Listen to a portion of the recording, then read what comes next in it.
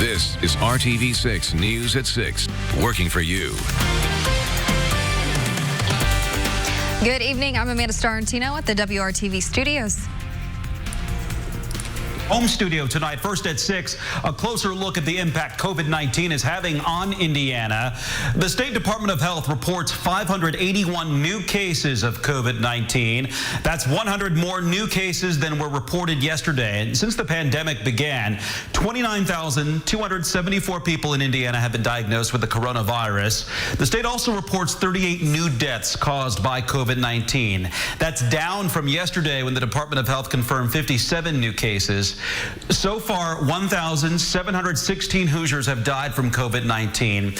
195,738 people in the state have been tested for the virus, and 15% of them tested positive for COVID-19. And state numbers revealed that 91% of all COVID-19 deaths in Indiana have happened in people who are at least 60 years old or older. Since the start of the pandemic, numbers have shown more men dying from the coronavirus than women in Indiana. But that gap has narrowed. As you can see, state numbers now show men and women are about even when it comes to dying from COVID-19. Also, 39% of intensive care unit beds in Indiana are available. About 17% of the beds are being used by COVID-19 patients. Non-COVID-19 patients are using about 44% of the ICU beds. Nearly 81% of the state's ventilators are available. And today, Governor Eric Holcomb confirmed that most of Indiana will move into the stage 3 of the state's reopening plan on Friday. So that means social gatherings of up to 100 people will be allowed. Restaurant dining rooms can remain open at 50% capacity. Retail stores and malls will be allowed to operate at 75% capacity. Gyms and fitness studios can reopen with restrictions. Community pools, campgrounds, and state park inns may also reopen. Recreational sports practices can begin except for contact sports like football and lacrosse. Basketball and tennis courts, as well as soccer and baseball fields, can open. Raceways can begin competition without fans. Again, this all begins on Friday. This does not include Marion, Lake, and Cass counties. Those counties have been hit the hardest by COVID-19, and they won't be entering stage 3 on Friday. All 3 of those counties can move into that new phase beginning June 1st. We put ourselves on the line every day by coming in there because we don't know who's coming in that store. Today, grocery store employees brought their concerns about safety to the forefront since they still serve customers amid the pandemic. The country's largest food and retail union sent a letter to the CEOs of top supermarket chains saying they're failing to provide the pay and protections necessary given the risks their employees face. RTV6's Stephanie Wade speaks with those grocery workers, including here in Indiana, who are on the front lines of the coronavirus pandemic. A phrase repeated several times and felt amongst all of the grocery workers we spoke to today. We're not heroes, we're sacrificing. This is a risk that we are doing. We're not heroes. We're far from heroes. I don't want to have a cape. This is my cape every single day. Each one saying they're often referred to as heroes, but feel they're not treated like one. The employees are downright scared and afraid to ask somebody to put on a mask because of the retaliation we get from it. Especially feeling unsupported by their companies and lawmakers. There's still no state policy that enforces social distancing or mask wearing, nor most of America's largest food retailers, they're not enforcing social distancing or mask wearing either. For an industry deemed essential. I did not feel safe. I feel like I'm still at risk, that I could be taking this home to my children, to my grandchildren, to my spouse. We are total targets, sitting ducks for the virus. Most say they're working more hours since the pandemic began. You know that you have to continue to risk yourself to not only to provide for your own family, but for your community. Many are terrified by the troubling numbers collected by the United Food and Commercial Workers International Union. Today, our estimates show that at least 68 grocery workers in companies that we represent have died. Over 10,000 have become sick or exposed to COVID-19. They're grateful that some grocers like Kroger have installed plexiglass partitions at their registers and physical distancing floor decals. But employees feel without masks required by all customers, they won't feel safe doing their job. We just want to feel the appreciation for the risk that we take every day. Our jobs matter. Our jobs matter so much. For myself, for my 5 members in my household, but our health matters more. Stephanie Wade, RTV6. Kroger has also offered special pay in March, April, and May. The new thank you pay for hourly frontline employees provides an additional $400 for full-time employees and $200 for part-time. Patio dining kicks off for restaurants across Marion County on Friday, and that means servers will start seeing tips that will help them survive. RTV6's Troy Washington is working for you to explain how restaurants are hoping the transition into the new normal goes well. In restaurants, many servers survive off of tips. Lately, because of COVID-19, some have been struggling to get by. Unfortunately, we did have to furlough our whole service team, cooks, but we're looking forward to bringing them back in phases. So right now, my phase 1 of bringing people back is very few. That could change tomorrow, as we are looking to have a bigger dining area outside. Here at Weber Grill in downtown, Desmond Sutherland is looking forward to Friday and the launch of outdoor seating along Illinois Street. Well, during this time, we're doing carry out and delivery. We're using our third-party delivery systems to get that out to our guests. But with the gratuities and the tips that are coming in right now, we're seeing them to be good. He thinks that good will turn into much better now that they are doing patio seating. Guests are very generous. They want to support Weber Grill, the restaurants downtown, and we're happy that we're open and keeping the lights on for our guests. Weber Grill won't be paying their staff more, but they are expecting with room for 50 to dine on the patio, they'll be able to get tips rolling again and gradually be able to bring back all of their employees. So I'm actually going to rent tables and chairs and a big tent. We'll have our dining room outside, and we'll be at 50% capacity outside with social distancing in mind. RTV6 did a poll on our page to see if people are ready to start dining out again or if it's just too soon. It looks like for the most part, people are pretty split on the topic. Our job is to put money in their pocket. You know, our job is to make sure they are successful coming off furlough, and that's my goal for my whole team. Here at Weber Grill, they are just hoping to change the minds of those who are skeptical and get back to full staff sooner rather than later, while keeping customer safety the #1 priority. Working for you downtown, I'm Troy Washington, RTV6. Troy, thank you. Weber Grill will have sanitation stations set up. They plan to social distance and follow CDC guidelines. Guests will be allowed to use indoor restrooms, 1 person at a time.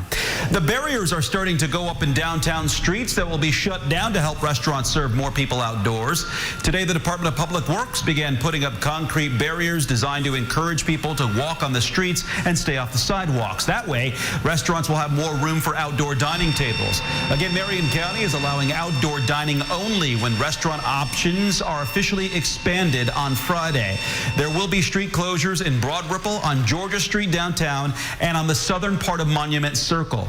You can find out exactly where the streets will be closed, as well as downtown parking options at our website, theindychannel.com, and on the RTV6 app. An update now to a Call 6 investigation into American citizens in Indiana not getting stimulus checks because of their spouse's immigration status. Earlier this month, we told you hundreds of thousands of mixed status families will not get the payments, mostly American citizens married to undocumented immigrants, like Jeanette Sanchez of Noblesville. But pending legislation could change things. Now, the HEROES Act, just approved by the House, would allow someone with a taxpayer identification number to get a stimulus check, even if they don't have a Social Security number. Call 6 Investigates asked U.S. Senator Mike Braun if he would support similar language on the Senate side. As long as the spouse that isn't a citizen is a legal immigrant and in the process of, getting full citizenship, I'm going to be for that. I think Marco Rubio might have some legislation in the Senate that would reflect that. To me, legal immigration is such an important part of what our country is about. We do more of it than any other country in the world. The Senate has not yet voted on the 1,800-page HEROES Act.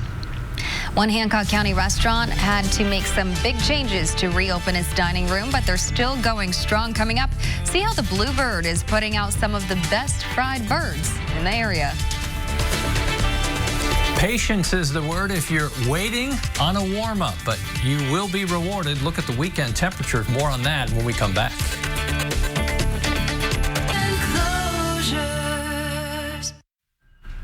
Hiring Hoosiers is connecting you to programs helping you rebound from the setbacks caused by COVID-19. And although social distancing has halted their in-person options, we show you how Employ Indy is working hard to help young adults transition back into the workforce. Aliyah Steele is one of many Hoosiers who have found themselves unemployed because of the COVID-19 pandemic. With 3 kids under the age of 4, she reached out to Cafe on the east side for help paying rent and found something more. During this 4 weeks of me waiting for my unemployment, they have also helped me through the YES program of trying to find another job.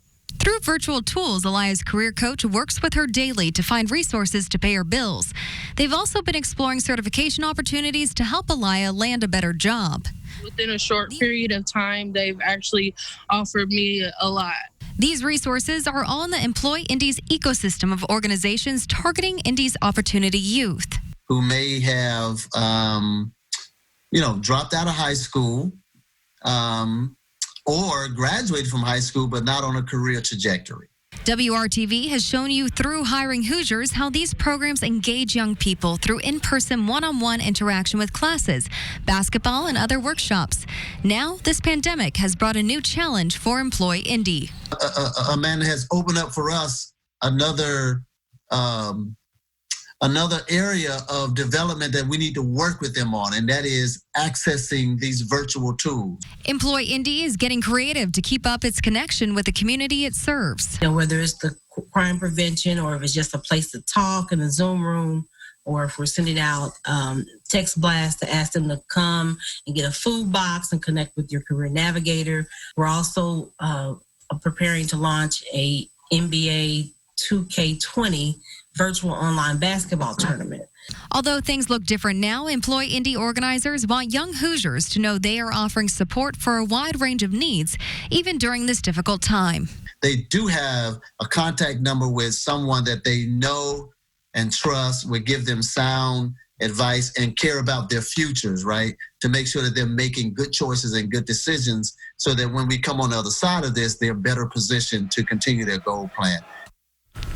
And Employ Indy is also working on sending inspirational messages to their opportunity youth to keep up their spirits and stay in the game during this trying time. For more info on the resources available with Employ Indy, check out this story on hiringhoosiers.com and the RTV6 app.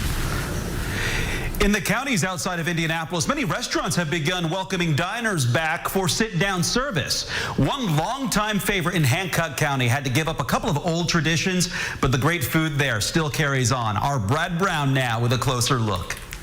Morristown has nestled along its spot on Highway 52 for a very long time, and for the past 11-plus decades, the Bluebird restaurant has been part of that history. We have had such great community support. It's just absolutely wonderful. They have been right on it with us. They're there to help us. It's great. We have a great community. The Bluebird dates back to 1925. Donna and her family have been the proprietors of that tradition for the last 48 years. But these past several weeks have been like nothing they've seen before.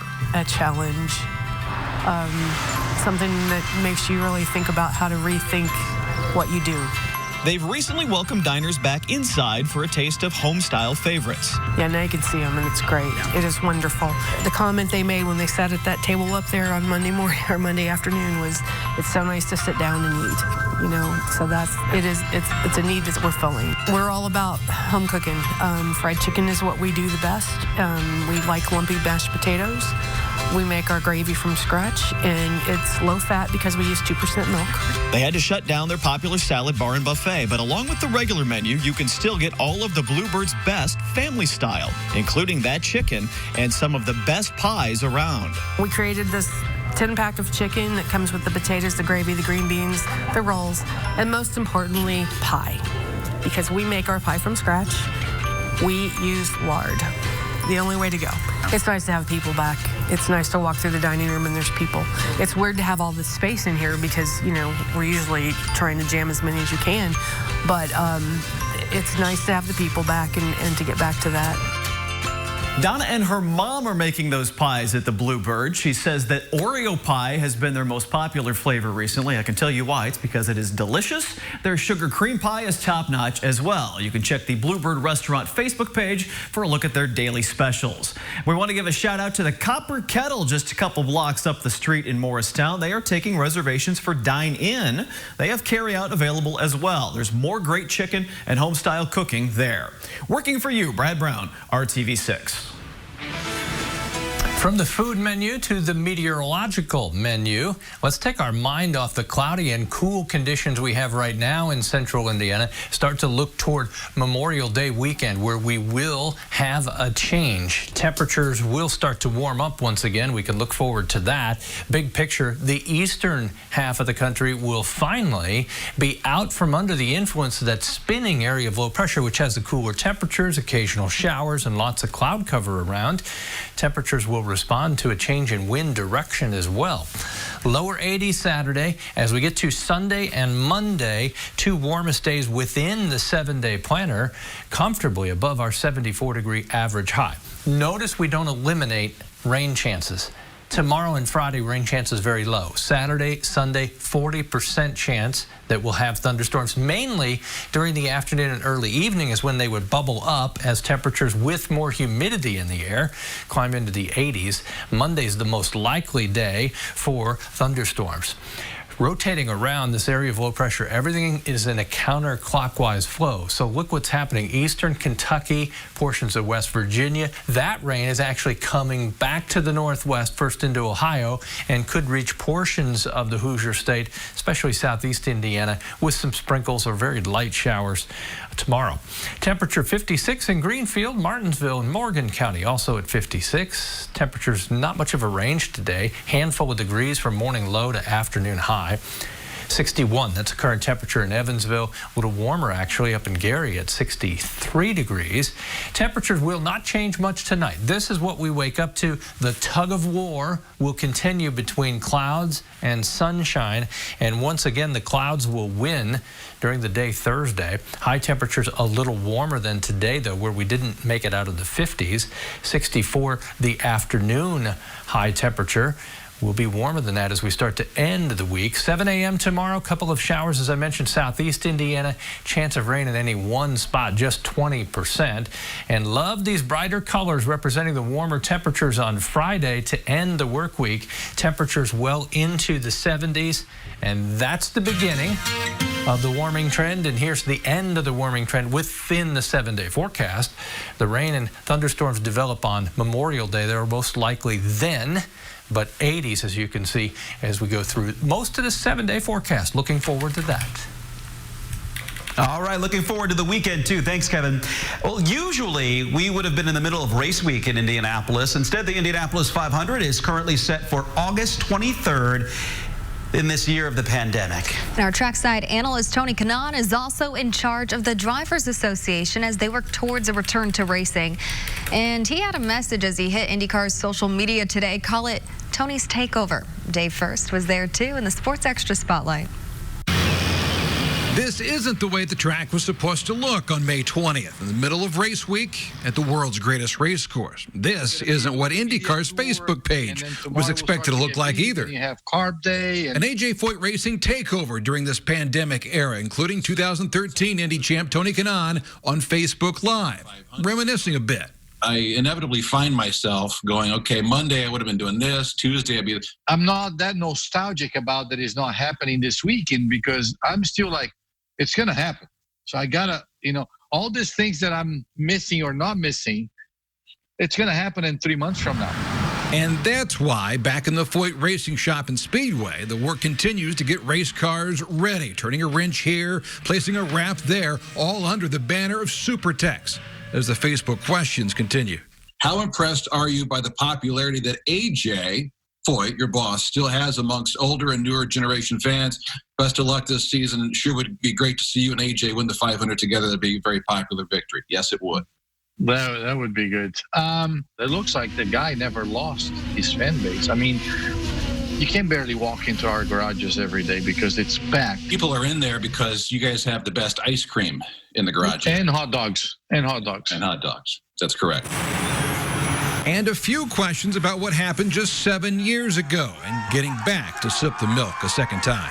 What did you say when you crossed the finish line in the Indy 500 in 2013 as the winner? When I crossed the finish line, I was pointing up, and I was just telling Dad, I told you I was going to do this one day. I told you. We're going to have to do the The takeover was a moment for the fans, who undoubtedly can't wait to see the drivers and cars again with their own eyes. It's about getting back on track. I have my new shirt. Look at it. We're back on track. Ready to go. I can assure you, fans, that we're working and thinking every day how we can bring you guys back somehow, somewhere, because this is what IndyCar is all about. And ultimately, it doesn't get any more real than that. Dave First, RTV6 Sports. We continue to honor the spring sport athletes. It's called our Senior Salute, and a big group from Bethesda Christian, beginning with Braden Sayre, who says he'll miss the time spent with teammates and friends. He'll continue his baseball career at Manchester. And from the softball team, meet Savannah Hassler, Maddie Folks, Rachel Schaefer, and Brooke Dodson. Looking forward to another run at a sectional championship, but leave the Patriots program with a ton of memories and friendships. Good luck to all at Bethesda Christian. I'm Dave First with another RTV6 Senior Salute. Apply online today. World News Tonight with David Muir is next. Then stay with us for the